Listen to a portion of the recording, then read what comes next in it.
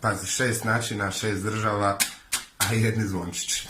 I kod nas u Hrvatskoj to sve zvuči po pesu, znači nema tu puno dodavanja, znači buraz ne mreš ni to dirati, kužiš. I to otprilike zvuči ovako.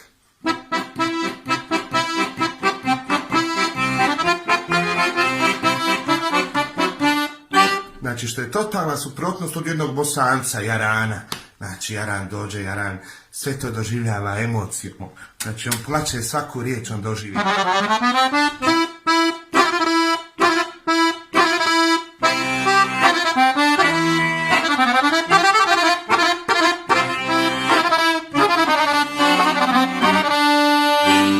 Dok Srbi, oni kolektivno, znači, cela Srbija u kola. Znači, oni to rade na jedan poseban način, znači, to je ručica rad i to otprilike ovako zvuči.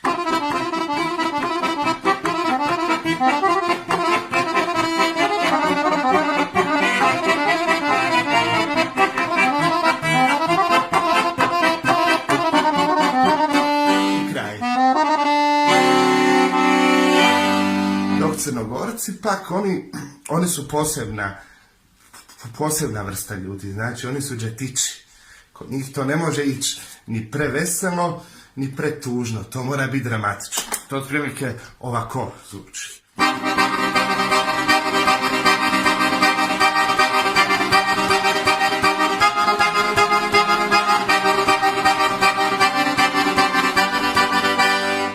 Dok Makedonci, oni sakaju da igraju, znači to je jedna potpuno vesela priča.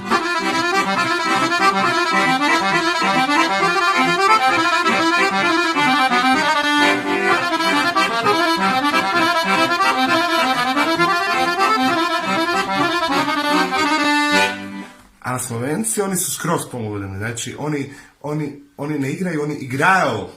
Znači to zvuči ovako.